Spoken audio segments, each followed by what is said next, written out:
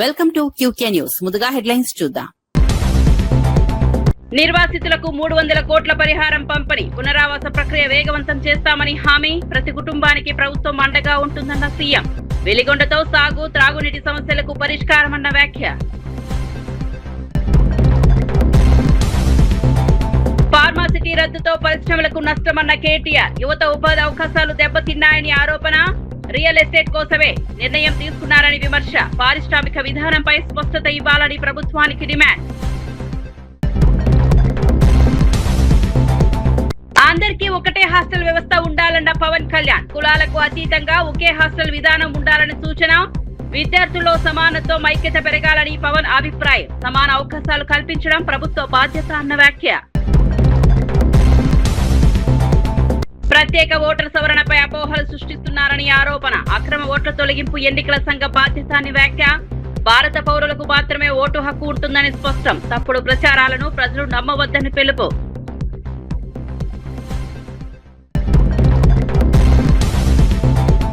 Eagle విభాగం దేశంలోనే ఉత్తమ యాంటీ డ్రగ్స్ యూనిట్ అన్న మంత్రి. డ్రగ్స్ రహిత ఆంధ్రప్రదేశ్ లక్ష్యమని స్పష్టం.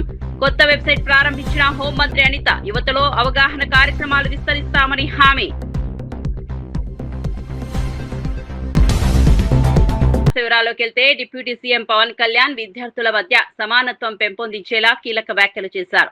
దేశంలో బీసీ, ఎస్సీ, ఎస్టీ హాస్టల్లోని వేరువేరుగా కాకుండా అందరికీ ఒకటే హాస్టల్ వ్యవస్థ ఉండాలని అభిప్రాయపడ్డారు. కులాల ఆధారంగా విభజన కంటే విద్యార్థుల మధ్య ఐక్యత, పరస్పర అవగాహన పెరగడం ముఖ్యమని పేర్కొన్నారు. తనకు కులాల గురించి మాట్లాడడం ఇష్టముండదని, అయితే కొందరు సమాజాన్ని విభజించేలా వ్యాఖ్యలు చేస్తే వాటిని సరిదిద్దుకునేందుకు మాత్రమే స్పందిస్తానని స్పష్టం చేశారు. సమాజంలో ప్రతి విద్యార్థికి సమాన అవకాశాలు కల్పించడం ప్రభుత్వాల బాధ్యత అని అన్నారు. భవిష్యత్ తరాలు కులాలకు అతీతంగా ఎదగాలంటే విద్యా సంస్థల నుంచే సమానత్వ భావన పొందాలని సూచించారు. విద్య ద్వారా సమాజంలో మార్పు సాధ్యమవుతుందని, యువత దేశాభివృద్ధికి ప్రధాన శక్తిగా నిలవాలని పిలుపునిచ్చారు. సమాన అవకాశాలు, సామాజిక న్యాయం, విద్యార్థుల ఐక్యత కోసం ప్రభుత్వం కట్టుబడి పనిచేస్తుందని తెలిపారు. అంటే ప్రభుత్వాలే సంవత్సరాలుగా, దశాబ్దాలుగా పిల్లలు మనం చిన్నప్పుడు మీరు ఊహించండి, మీరు ఒకసారి వెనక్కి వెళ్ళి చూడండి. మనం ఆడుకునేటప్పుడు, మన స్కూల్కి వెళ్ళేటప్పుడు మన ఫ్రెండ్స్ ఎవరు, మనం ఎప్పుడు ఆలోచించాం. ఓట్లకి రాగానే అన్న ఆ వీధిలో అన్న మన దళిత సోదరులు అన్నా నమస్కారం పెట్టండి అన్న, ఇటు వెళ్ళన్నా మన కాపు సోదరులు అన్న ఇటు దండం పెట్టండి అన్న, అటు మన విశ్వకర్మ సామాజిక వర్గం అన్న ఆ సోదరులకు దండం పెట్టి అన్నీ విడగొట్టి మాట నాకు చిరాకు ఉంటుంది ఒకసారి వినటానికి.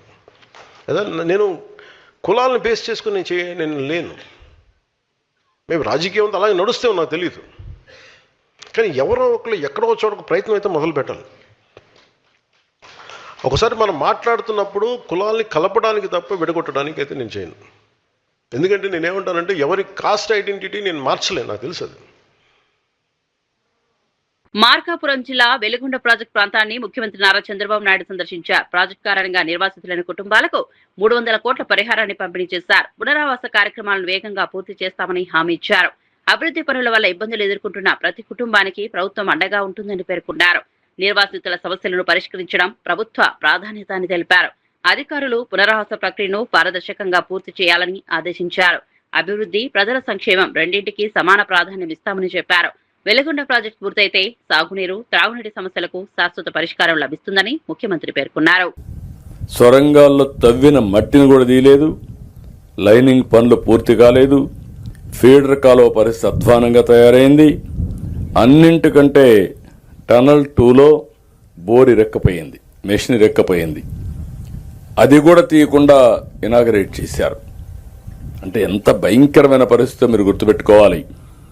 అప్పటికే ఇంకొక పక్కన చూస్తే నేను ఆ రోజు 19 ఎలక్షన్స్ కంటే ముందు 18.8 కిలోమీటర్లు టనల్ 1లో ఉన్నుంటే 16 కిలోమీటర్లు పూర్తి చేశాం. అంటే 2.8 కిలోమీటర్సే పెండింగ్ ఉంది. అప్పటికే కాంట్రాక్టులో కొన్ని విభేదాలు వచ్చాయి.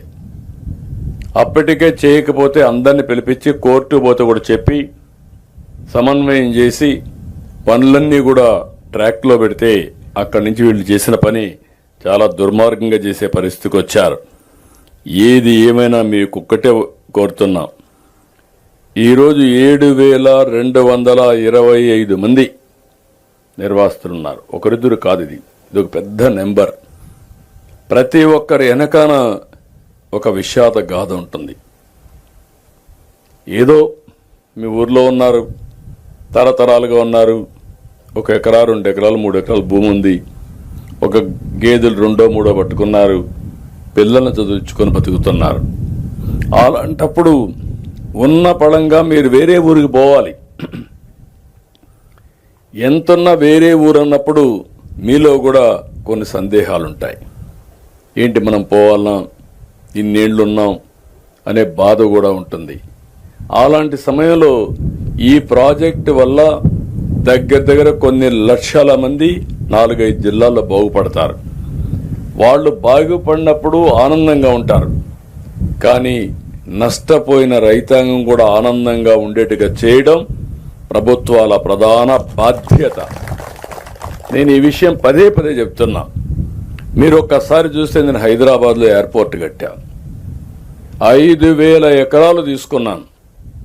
5,000 ఎకరాలు తీసుకొని వాళ్ళందరికీ చెప్పాను, లిబరల్గా కాంపన్సేషన్ ఇస్తా, మీరు పక్కనే భూములు కొనుక్కోండి, ఇక్కడ విమానాశ్రయం వస్తుంది, మీ భూములకు విలువ పెరుగుతుంది, మీ జీవితాలు బాగుపడతాయని చెప్తే నన్ను నమ్మి చేశారు. అందరూ కూడా కోటీశ్వరులు అయ్యారు. ఒకరు కాదు, మొత్తం ఆ చుట్టుపక్కల ఉన్న వాళ్ళందరూ ఎకరా ఉంటే ఇప్పుడు మొన్న ఒక ఆక్షన్ వేస్తే మామూలు డబ్బులు కాదు, అది 225 కోట్లకు పోయింది ఒక ఎకరా. అంటే అభివృద్ధి చేస్తేనే ఆదాయం వస్తుంది. ఈరోజు మనం ఇక్కడ ఉన్నాం, వెలుగొండ ప్రాజెక్ట్ వస్తానే ఈ 4 జిల్లాల భూములకు రెక్కలు వస్తాయి. ఆ విషయం మీరు గుర్తుపెట్టుకోవాల్సింది. విలువ పెరుగుతుంది, ఎందుకంటే నీళ్లు వచ్చినప్పుడు దాని విలువ పెరుగుతుంది. ఒక ఇండస్ట్రీ వస్తే దానివల్ల అదనంగా వస్తుంది. ఇలాంటివన్నీ కూడా మనకు వచ్చే పరిస్థితి వస్తుంది. ఇంతమంది ఉంటే, మీరు ఇంతమంది బాధపడితే 26 మందికి ఇచ్చినట్టు ఇచ్చి, ఇప్పుడే తమ్ముడు చెప్పినట్టు మీరు వచ్చి మీ బాధలు చెప్పుకోవాలంటే మీ కష్టాల్లో భాగం పంచుకో. ఆంధ్రప్రదేశ్ హోంమంత్రి వంగల్పూడి అనిత ఈగల విభాగం దేశంలోనే అత్యుత్తమ మాదక ద్రవ్యాల నిరోధక విభాగంగా గుర్తింపు పొందిందని తెలిపారు. అంతర్జాతీయ మాదక ద్రవ్యాల వ్యతిరేక దినోత్సవం సందర్భంగా ఈగల్ కార్యాలయం నిర్వహించిన కార్యక్రమంలో ఆమె పాల్గొన్నారు. ఈ సందర్భంగా విభాగం కొత్త వెబ్సైట్ ను ప్రారంభించారు. డ్రగ్స్ సహిత ఆంధ్రప్రదేశ్ నిర్మాణమే ప్రభుత్వ లక్ష్యమని స్పష్టం చేశారు. మాదక ద్రవ్యాల అక్రమ రవాణాను అరికట్టేందుకు మరింత కఠిన చర్యలు తీసుకుంటామని తెలిపారు. యువతలో అవగాహన పెంచేందుకు విస్తృత ప్రచార కార్యక్రమాలు చేపడతామని చెప్పారు. పోలీస్ శాఖ, విద్యా సంస్థలు, తల్లిదండ్రులు కలిసి పనిచేస్తేనే డ్రగ్స్ నిర్మూలన సాధ్యమవుతుందని పేర్కొన్నారు. సమాజాన్ని మాదక ద్రవ్యాల బారి నుంచి కాపాడేందుకు ప్రభుత్వం అన్ని విధాలుగా కృషి చేస్తోందని హోంమంత్రి తెలిపారు. అందరూ కూడా రౌడీయిజంతో వెళ్ళి ఆఖరికి పోలీసులు కూడా ఇన్ఫార్మ్ చేశారు, అక్కడ ప్రాబ్లం అవుతుంది, అక్కడ మీరు ఏదైతే పెనుమాక విలేజ్కి వెళ్తున్నారో అక్కడ 90% ఆఫ్ అక్కడ రైతులందరూ కూడా స్వచ్ఛందంగా ముందుకు వచ్చి భూములు ఇచ్చారు. భూములు ఇచ్చిన తర్వాత 1 or 2% ఎవరో అయితే ఉన్నారో వాళ్ళని దగ్గరికి వెళ్ళి మాట్లాడదామని చెప్పేసి వీళ్ళు ప్రయత్నం చేశారు. దానికి గురించి చెప్పేటప్పుడు కూడా అక్కడ అమరావతి రైతులు కొంతమంది ఉన్నారు, ఈ టైంలో మీరు వెళ్ళడం మంచిది కాదు అని కూడా క్లియర్గా చెప్పిన తర్వాత కూడా కావాలని వాళ్ళ మీద రౌడీయిజం చేయడానికి వాళ్ళు రౌడీలను ఎంటబెట్టుకుని వెళ్ళారు. అంటే రౌడీలను ఎంటబెట్టుకుని అమరావతి రైతుల మీద రౌడీయిజం చేయడానికి వెళ్ళారా? ఈరోజు వెళ్ళి తిరిగి వాళ్ళేదో రైతులేదో తప్పు చేశారన్నట్టుగా మాట్లాడడం అనేది మంచి పద్ధతి కాదు.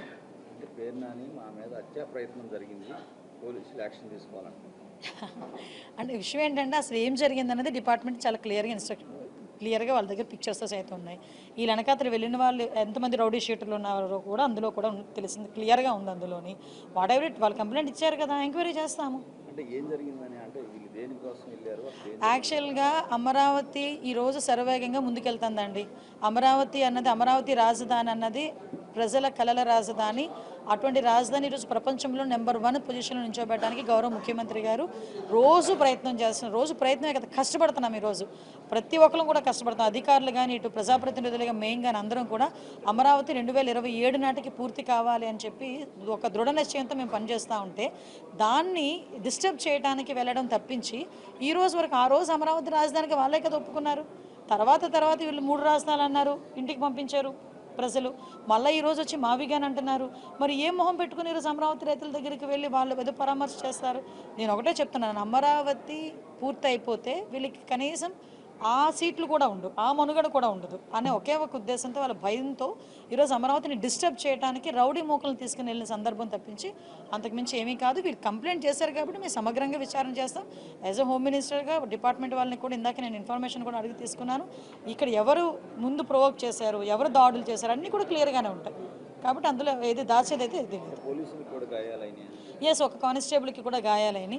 అంటే వీళ్ళు ఒకరి మీద ఒకరు అంటే వీళ్ళు రెచ్చగొట్టుకునే ధోరణిలో వెళ్ళితే పరిస్థితులు ఇలాగే ఉంటున్నాయి. అక్కడ అమరావతి రైతులు కడుపు మంట అండి. ఈరోజు అదే అమరావతి గడ్డ మీద ఎంతమంది అమరావతి మహిళా రైతులను బూటికాలతో తన్నించిన పరిస్థితులు ఉన్నాయి. అదే అమరావతి గడ్డ మీద రైతులు రోడ్డు మీదకి వచ్చి వాళ్ళు ధర్నాలు చేసుకుంటే ఎన్నిసార్లు లాఠీ చార్జీలు చేయలేదు. ఇదే అప్పుడు అమరావతిని రక్షించుకోవాలి, అమరావతి ఉండాలి అని చెప్పి ఆ రోజు గౌరవ ముఖ్యమంత్రి గారు కూడా బస్సు యాత్ర పెడితే ఆ రోజు ఏ రకంగా భావస్వేచ్ఛా ప్రకటన అని చెప్పి దాడులు చేయలేదు. మేము అటువంటి వాటిని మేము ప్రోత్సహించట్లేదు కదా.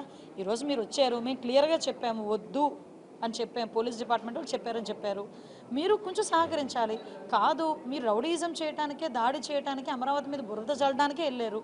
కాబట్టి ఈరోజు ఇలాంటి పరిణామాలు ఉన్నాయి. అయినప్పటికీ కూడా ప్రభుత్వం దీన్ని సీరియస్గా తీసుకుంది. మేము ఎంక్వైరీ చేసుకుంటాం.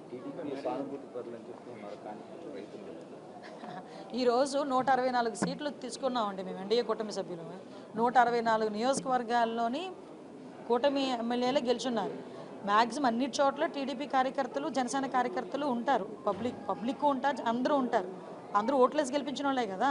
ఈరోజు పబ్లిక్ని కూడా కావాలని చెప్పి టీడీపీ కార్యకర్తలను పేరు చెప్తే అలా అమరావతి రైతులు వాళ్ళందరూ అమరావతి రైతులు వాళ్ళ తాలూకా ప్రాబ్లమ్ను వాళ్ళు ఈరోజు ఎప్పటి నుంచో ప్రాబ్లం ఫేస్ చేస్తున్నారు. వాళ్ళు అమరావతి రైతులు వీళ్ళ తాలూకా న్యూసెన్స్ వల్ల అమరావతి ఎట్టి పరిస్థితుల్లోని వెనకడుగు వేయకూడదు అనే తాపత్రయంతో ఉన్నారు.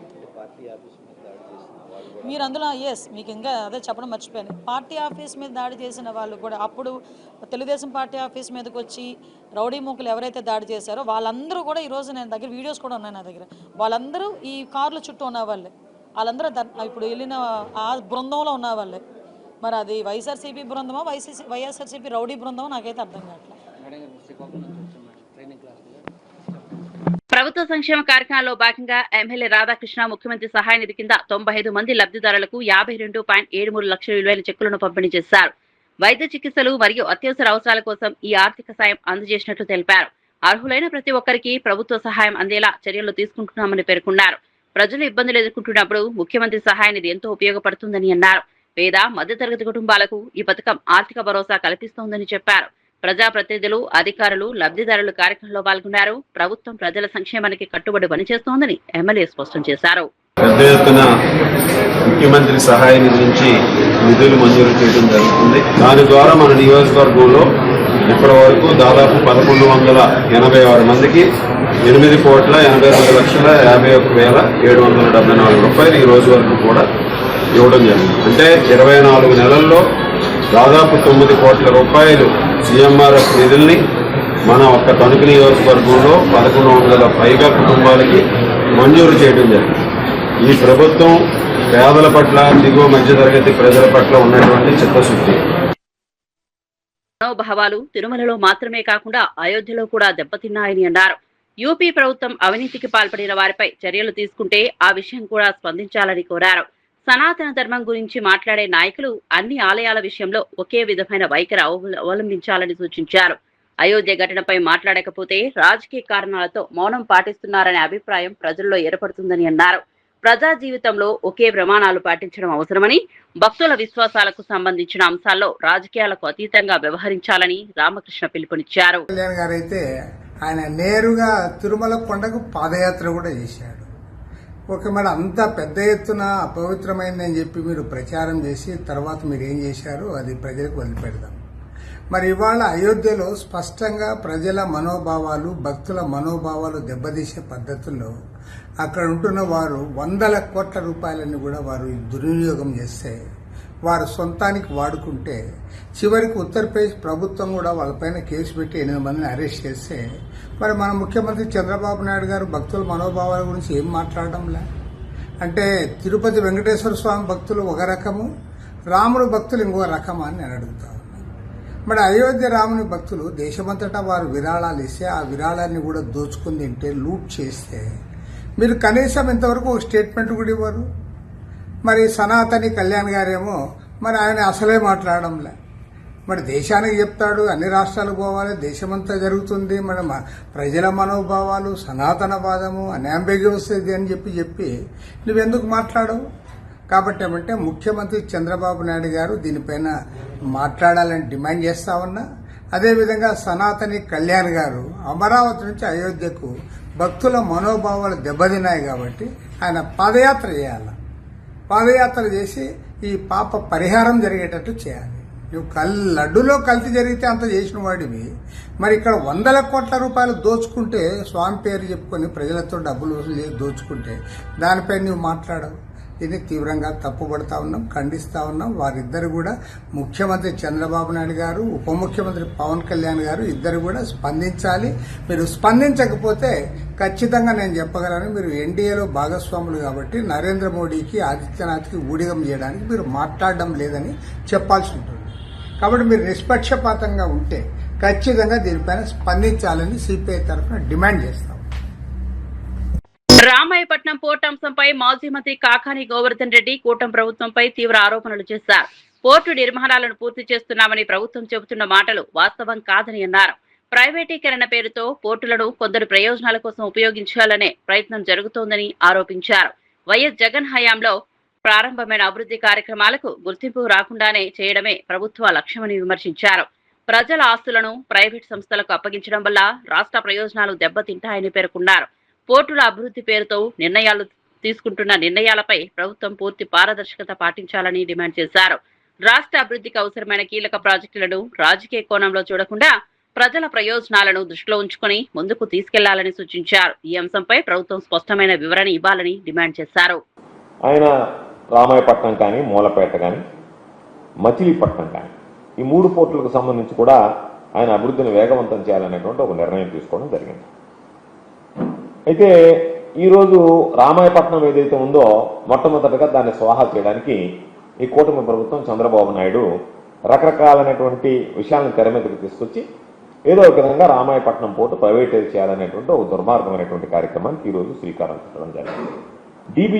DBFOT కింద design, build, finance, operate and transfer అనేటువంటి కార్యక్రమాన్ని తీసుకొచ్చి DBFOT కింద ఈరోజు దాని ఆ విధానం పేరిట ప్రైవేటు పరం చేయాలనేటువంటి కుట్రకి ఈరోజు చంద్రబాబు నాయుడు పాల్పడుతున్నాడు.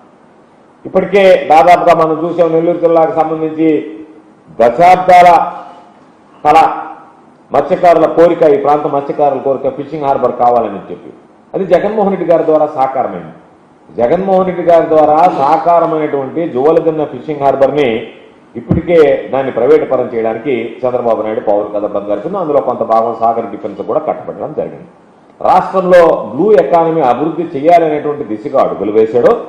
ఈరోజు ఆ పోర్టులన్నింటినీ కూడా పట్టించుకోకుండా ఆ పనులన్నీ పడకేసినట్టుగా ఈరోజు వాటిని ఎక్కడా కూడా తీవ్ర నిర్లక్ష్యానికి గురి చేస్తూ ఈరోజు జగన్మోహన్ రెడ్డి గారికి ఎక్కడ క్రెడిట్ వస్తుందో, ఈ పనులన్నీ పూర్తయితే జగన్మోహన్ రెడ్డి గారి హయాంలో ఈ 3 పోర్టులు పూర్తయ్యాయనేటువంటిది ప్రజలు మాట్లాడుకుంటారు, చర్చిస్తారు. ప్రజలు జగన్మోహన్ రెడ్డి గారికి మంచి పేరు వస్తుందనేటువంటి కడుపు మంటతో ఈరోజు చంద్రబాబు నాయుడు గారు వాటిని నిర్వీర్యం చేయడం కాకుండా, నిర్లక్ష్యం ప్రదర్శించడమే కాకుండా వాటిని ప్రైవేటు పరం చేయాలనేటువంటిది ఈరోజు నిజంగా దురదృష్టకరమైనటువంటి పరిణామం. వైఎస్ఆర్ కాంగ్రెస్ పార్టీ ప్రభుత్వంలో దాదాపు 60% పనులు పూర్తయినటువంటి రామాయపట్నం పోర్టులను పక్కన పెట్టి చంద్రబాబు నాయుడు ప్రభుత్వం ఈరోజు ఏకంగా ప్రైవేటీకరణ చేయాలనేటువంటి ఆలోచన చేయడం వెనక మీకు ఉన్నటువంటి ఉద్దేశం ఏమిటనేటువంటిది ఈరోజు స్పష్టంగా చెప్పాల్సినటువంటి అవసరం ఉంది. ఎందుకంటే ప్రజలకు సంబంధించినటువంటి ఆస్తుల్ని ఈ ప్రభుత్వం ఇష్టారీతిగా వ్యవహరిస్తుంది, ఇష్టారీతిగా అమ్మేస్తుంది అనేటువంటి చర్చ ఈరోజు జరుగుతున్నటువంటి నేపథ్యంలోనే ఈరోజు చంద్రబాబు నాయుడు మరలా ఈ రామాయపట్నం పోర్టును కూడా ఈరోజు DBFOT కింద దాన్ని కూడా ఆ విధానం కింద దాన్ని ప్రైవేటీకరంగా ప్రైవేటు వ్యక్తులకు కట్టబెట్టడానికి ఒక ఆలోచన చేశాడు. మనం చూసాం మెడికల్ కాలేజీ విషయంలో చంద్రబాబు నాయుడు ఏ విధంగా ప్రయత్నం చేశాడో. కేంద్ర మంత్రి కిషన్ రెడ్డి ఓటర్ జాబితా ప్రత్యేక సవరణ ప్రక్రియపై కాంగ్రెస్, బీఆర్ఎస్ నాయకులు ప్రజలను తప్పుదోవ పట్టిస్తున్నారని ఆరోపించారు. హైదరాబాద్ లో అక్రమంగా నివసిస్తున్న రోహింగ్యాలకు ఓటర్ గుర్తింపు కార్డులు, రేషన్ కార్డులు, బ్యాంకు ఖాతాలు ఉన్నాయని అన్నారు. ఓల్డ్ సిటీలో బూత్ లెవెల్ అధికారులను కొందరు బెదిరిస్తున్నారని ఆరోపించారు. ప్రజా ప్రాతినిధ్య చట్టం ప్రకారం భారత పౌరులకు మాత్రమే ఓటు హక్కు ఉంటుందని స్పష్టం చేశారు.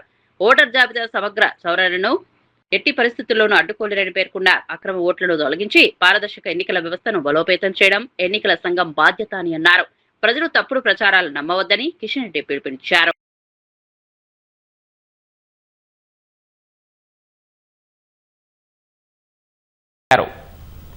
మన హైదరాబాద్ లోని రోహింగ్యాలు గాని, పాకిస్తాన్ నుంచి వచ్చినటువంటి వాళ్ళు గాని, లేక బంగ్లాదేశ్ నుంచి వచ్చినటువంటి వాళ్ళు గాని కోట్లల్లో కేసులు ఉన్నాయి. కొంతమంది జైల్లో ఉన్నారు. వాళ్ళు ఓటు హక్కు ఐడి కార్డు ఉంది, ఆధార్ కార్డు ఉంది, రేషన్ కార్డు ఉంది, కొంతమందికి బ్యాంకు లోన్లు తీసుకున్నారు. దాని గురించి మాట్లాడారు. ఈ రోజు కాంగ్రెస్ పార్టీ ప్రభుత్వము, ముఖ్యమంత్రి స్వయంగా బెదిరించేటువంటి ప్రయత్నం చేస్తా ఉన్నారు. నిన్న ఒక ముస్లింల సమావేశం పెట్టి మీరు జాగ్రత్తలు తీసుకోకపోతే మీ ఓట్లన్నీ పోతాయి అనే విధంగా ఇటీవల ముస్లింలను రెచ్చగొట్టేటువంటి ప్రయత్నం, ముఖ్యమంత్రి స్వయంగా శాంతి భద్రతలకు భంగం కలిగించేటువంటి ప్రయత్నం, ఎస్ఆర్ ప్రక్రియను దెబ్బతీసేటువంటి ప్రయత్నం. నేను ఒకటే అడుగుతా ఉన్నాను, హైదరాబాద్ లో అనేకమైనటువంటి బస్తీలలో రోహింగ్యాలు ఉన్నటువంటి విషయం వాస్తవం కదా? అంతేకాదు హైదరాబాద్ లో చాలా మందికి 2 ఓట్లు ఉన్నాయి. వీటన్నిటిని కూడా సక్రమం చేయాల్సినటువంటి పని ఎలక్షన్ కమిషన్. ఎవరు ఎంత గుండెలు బాదుకున్నా, ఎవరు ఎలక్షన్ కమిషన్ మీద తప్పుడు ఆరోపణలు చేసినా ఈ ప్రక్రియను ఎవరు ఆపడానికి వీల్లేదు. ఆంధ్రప్రదేశ్ డీజీపీ హరీష్ కుమార్ గుప్తా చిత్తూరు జిల్లా పర్యటనలో భాగంగా కాణిపాక వరసిద్ధి వినాయక స్వామిని దర్శించుకున్నారు. ఆలయ అధికారులు ఆయనకు ఘన స్వాగతం పలికి దర్శన ఏర్పాట్లు చేశారు. అనంతరం మూషిక మండపంలో వేద ఆశీర్వచనం, తీర్థ ప్రసాదాలు, స్వామివారి చిత్రపటాన్ని అందజేశారు. దర్శనం అనంతరం మీడియాతో మాట్లాడిన డీజీపీ జిల్లా పోలీసుల పనితీరుపై సంతృప్తి వ్యక్తం చేశారు. నేరాల నియంత్రణలో సాంకేతిక పరిజ్ఞానాన్ని మరింతగా వినియోగించాలని సూచించారు. ప్రజలకు వేగవంతమైన సేవలు అందించేందుకు ఆధునిక విధానాలను అమలు చేయాలని అధికారులకు సూచించారు. చట్ట వ్యవస్థను మరింత బలోపేతం చేసేందుకు పోలీస్ శాఖ నిరంతరం కృషి చేస్తోందని తెలిపారు. పోలీస్ డిపార్ట్మెంట్, ఎస్పీ గారు, పోలీస్ సిబ్బంది మొత్తం బాగా పనిచేస్తున్నారు, బాగా కృషి చేస్తున్నారు. దాంట్లో భాగంగా టెక్నాలజీ ఇట్లా వాడాలా, పబ్లిక్ సర్వీసెస్ ఇట్లా ఇవ్వాలా, దాంట్లో ప్రతి సంవత్సరం ఈ టెంపుల్లో మాట్లాడుకుంటున్నాం. చాలా బాగా జరిగింది, బాగా డెవలప్మెంట్ అయింది, చాలా ఆనందంగా ఉంది. నేను దాదాపు ఒక 10 సంవత్సరాల క్రితం ఇక్కడికి వచ్చాను. బాగా డెవలప్మెంట్ సార్. చిన్నది సార్, రాష్ట్రంలో ఎర్రచందనం అనేది చాలా తగ్గింది సార్. అంటే మనం జరుగుతుందంటే లేనండి. అవును, ఎర్రచందనం బాగా తగ్గింది. మరి మన లాస్ట్ 2 years మీరు చూస్తే అన్ని గ్యాంగ్స్ ఇప్పుడు జైల్లో ఉన్నాయి. కన్విక్షన్స్ బాగా వస్తున్నాయి, 100% కన్విక్షన్స్ వస్తున్నాయి. సో దాంట్లో బాగా కంట్రోల్ అయింది. తెలంగాణలో భారతీయ జనతా పార్టీ అధికారంలోకి రావడం ఖాయమని బీజేపీ రాష్ట్ర అధ్యక్షుడు రామచంద్రరావు ధీమా వ్యక్తం చేశారు. కాంగ్రెస్, బీఆర్ఎస్, ఎంఐఎం పార్టీలు కలిసి వచ్చినా బీజేపీని ఓడించలేవని అన్నారు. బీజేపీ జాతీయ అధ్యక్షుడు నితిన్ నబీ 3 రోజుల పర్యటన రాష్ట్ర పార్టీకి మరింత బలం చేకూరుస్తుందని పేర్కొన్నారు. ఈ సందర్భంగా రంగారెడ్డి జిల్లా పార్టీ కార్యాలయాన్ని ప్రారంభించడంతో పాటు మరో 9 జిల్లా కార్యాలయాలను వర్చువల్ గా ప్రారంభించనున్నట్లు తెలిపారు. రాష్ట్ర వ్యాప్తంగా పార్టీని క్షేత్రస్థాయిలో బలోపేతం చేసే కార్యక్రమాలను వేగవంతం చేస్తున్నామని చెప్పారు. ప్రజా సమస్యలపై నిరంతరం పోరాడుతూ ప్రత్యామ్నాయ రాజకీయ శక్తిగా బీజేపీ ఎదుగుతోందని పేర్కొన్నారు. రానున్న ఎన్నికల్లో ప్రజలు బీజేపీకి పూర్తి మద్దతు ఇస్తారని ఆయన విశ్వాసం వ్యక్తం చేశారు. హైదరాబాద్ నగరానికి ఈరోజు నరేంద్ర మోదీ గారి నాయకత్వంలో వికసిత్ భారత్ వైపు పోతున్నటువంటి ఒక వికసిత్ సంకల్ప ఏదైతే మేము అనుకున్నామో ఆ సంకల్పంతో హైదరాబాద్ నగరంలో ఈ 3 కార్పొరేషన్లు కూడా మేము పూర్తిగా గెలుస్తామని చెప్పేసి కూడా మా నమ్మకం ఉంది. కార్యకర్తల ఉత్సాహం ఉన్నది. వచ్చేది తెలంగాణలో బీజేపీ ప్రభుత్వమే. Majlis party, MIM, Congress, BRS 3 కలిపి కూడా బీజేపీని ఓడించలేరు. BRS working president KTR pharma city రద్దు అంశంపై కాంగ్రెస్ ప్రభుత్వాన్ని తీవ్రంగా విమర్శించారు. రియల్ ఎస్టేట్ ప్రయోజనాల కోసమే ఫార్మాసిటీని రద్దు చేసి ఫ్యూచర్ సిటీ పేరుతో భూములపై దృష్టి పెట్టారని ఆరోపించారు. వేలాది యువతకు ఉద్యోగాలు కల్పించే ఉద్దేశంతో 7 సంవత్సరాల పాటు కష్టపడి 14,000 ఎకరాల భూమిని సేకరించామని గుర్తు చేశారు. కాంగ్రెస్ ప్రభుత్వం అధికారంలోకి వచ్చిన వెంటనే ఆ ప్రాజెక్టును రద్దు చేయడం రాష్ట్ర పారిశ్రామిక అభివృద్ధికి పెద్ద దెబ్బ అని అన్నారు. పెట్టుబడులు, ఉపాధి అవకాశాలు కోల్పోయే పరిస్థితి ఏర్పడిందని విమర్శించారు. పారిశ్రామిక ప్రాజెక్టుల విషయంలో ప్రభుత్వం స్పష్టమైన విధానం ప్రకటించాలని డిమాండ్ చేశారు. తెలంగాణ యువత భవిష్యత్తును దృష్టిలో పెట్టుకుని పరిశ్రమలకు ప్రాధాన్యం ఇవ్వాలని కేటీఆర్ సూచించారు. అగ్రిమెంట్ పట్టాలున్నాయి, గుంజుకోవాలా, బెదిరియాలా, అడ్డికి పావుషేరు లాక్కోవాలా, ఇది తప్ప ఏమీ లేదు సార్ అని చెప్పి పోయినాడు. నేను చెప్పేది వాస్తవమేనా? కేసీఆర్ గారు ఏ కారణం చేత ఫార్మాసిటీ అన్నారో ఒక్కసారి మీరు కూడా తెలుసుకోవాల్సిన అవసరం ఉంది. ఆయనకేమీ ఈ ప్రాంతం మీద ఇష్టం లేకనో ఇంకోటో కాదు.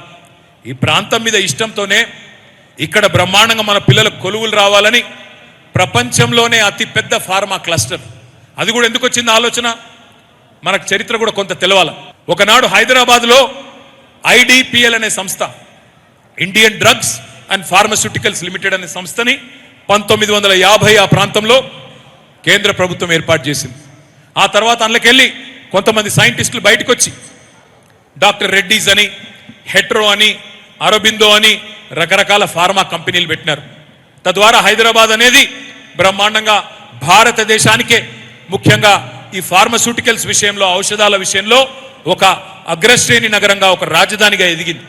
అయితే ఇదంతా ఏమైంది? ఆ బాల్నగరు, జీడిమెట్ల, రామచంద్రాపురం, పటాన్ చెరువు అడిదిక్కంతా ఇష్టానుసారంగా అప్పుడు అనుమతులు ఇచ్చుకుంటూ పోయినారు. అప్పట్లో కాలుష్య నియంత్రణ కూడా సరిగ్గా చూసుకోలేదు. అందుకే ఆ ప్రాంతమంతా, కుకట్పల్లి ఆ ప్రాంతమంతా కాలుష్యం పాలైంది అనే పరిస్థితి.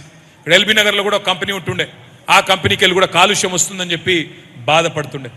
అందుకే కేసీఆర్ గారు ఆలోచన చేసినాడు, ఇట్లా కాదు, దీనికి శాశ్వత పరిష్కారం ఉండాలి, హైదరాబాద్లో పిల్లల కొలువులు రావాలి, ఫార్మాస్యూటికల్ ఇండస్ట్రీ కూడా మంచిగా ఉండాలి. అందుకే ఒక కొత్త ప్రపంచ స్థాయిలో కొత్తగా ఆలోచన చేసి పొల్యూషన్ అనేది లేకుండా, కాలుష్యం అనేది లేకుండా అంతర్జాతీయ ప్రమాణాలతో జీరో లిక్విడ్ డిశ్చార్జ్ ZLD అంటారు, ఆ ZLD ప్రమాణాలతో పొల్యూషన్ లేకుండా కట్టాలి అని చెప్పి కేసీఆర్ గారు 3 హెలికాప్టర్లు వేసుకొని 2014-15 సంవత్సరంలో అధికారులను, పారిశ్రామికవేత్తలను తీసుకొచ్చి ఇక్కడ ముచ్చర్ల ప్రాంతంలో ఆ రోజుల్లో 2015లో ఈ స్థలాన్ని ఎంపిక చేయడం జరిగింది. ఎందుకోసం? అక్కడి పరిశ్రమలన్నింటినీ కూడా ఇక్కడ ముందు కాలుష్యం లేకుండా చేసి, ముందే మొత్తం అంతర్జాతీయ స్థాయి ప్రమాణాలతో నిర్మాణం చేసి, కాలుష్యం వెదజల్లేదానికి అవకాశం లేకుండా పటాన్ చెరువులోనో, రామచంద్రాపురంలోనో, జీడిమెట్లలో జరిగిన నష్టం భవిష్యత్తులో ఇక్కడ జరగకుండా, ఈ ప్రాంతంలో పిల్లలకు ఉద్యోగాలు వచ్చే విధంగా, 5 లక్షల మందికి ఉద్యోగాలు వచ్చే విధంగా అంతర్జాతీయ ప్రమాణాలతో ఒక హైదరాబాద్ ఫార్మా సిటీ అనే దానికి 7 ఏళ్లు కష్టపడి రైతులను ఒప్పించి మెప్పించి, వాళ్ళు నిరసనలు చెప్తుంటే కూడా ఇటు సబితమ్మ, అటు మంచిరెడ్డి కిషన్ రెడ్డి గారు పాపం అవస్థలు పడి ఒప్పించి మెప్పించి 14,000 ఎకరాలు వారి నుండి మహేశ్వరం మరియు ఇబ్రహీంపట్నం కాన్స్టిట్యున్సీలో మనం సేకరించుకున్నాం. దేనికోసం? మన పిల్లల భవిష్యత్తు మంచిగా ఉండాలి. కరోనా లాంటి మరి ఉపద్రవాలు వచ్చినప్పుడు, మందులు దొరకకుండా అవస్థలు పడే పరిస్థితి వచ్చినప్పుడు మన హైదరాబాదు, మన తెలంగాణనే ప్రపంచం మొత్తానికి ఒక దిక్కు కావాలి, మన పిల్లల కొలువులు రావాలి అనే ఉద్దేశంతో ఫార్మా సిటీ అని మనం ప్రతిపాదించినాం. 14,000 ఎకరాలు మనం సేకరించినాం. ఇవాళ ముఖ్యమంత్రి గారు ఏం చేస్తున్నారు?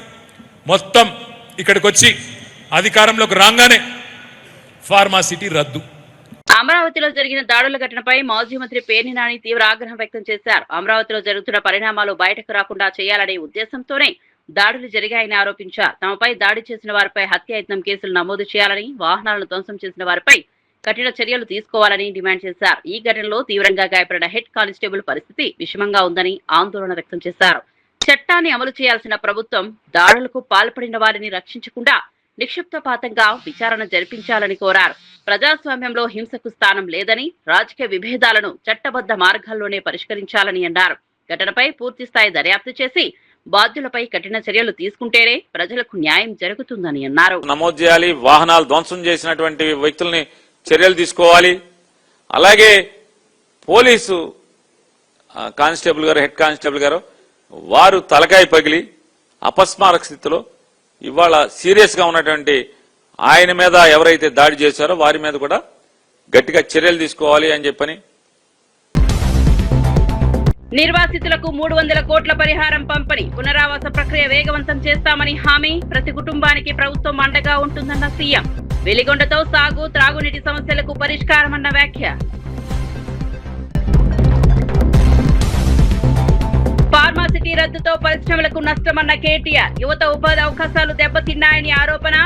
రియల్ ఎస్టేట్ కోసమే నిర్ణయం తీసుకున్నారని విమర్శ. పారిశ్రామిక విధానంపై స్పష్టత ఇవ్వాలని ప్రభుత్వానికి డిమాండ్. అందరికీ ఒకటే హాస్టల్ వ్యవస్థ ఉండాలన్న పవన్ కళ్యాణ్. కులాలకు అతీతంగా ఒకే హాస్టల్ విధానం ఉండాలని సూచన. విద్యార్థుల్లో సమానత్వం, ఐక్యత పెరగాలని పవన్ అభిప్రాయం. సమాన అవకాశాలు కల్పించడం ప్రభుత్వ బాధ్యత అన్న వ్యాఖ్య. ప్రత్యేక ఓటర్ సవరణపై అపోహలు సృష్టిస్తున్నారని ఆరోపణ. అక్రమ ఓట్ల తొలగింపు ఎన్నికల సంఘ బాధ్యత అని వ్యాఖ్య. భారత పౌరులకు మాత్రమే ఓటు హక్కు ఉంటుందని స్పష్టం. తప్పుడు ప్రచారాలను ప్రజలు నమ్మవద్దని పిలుపు.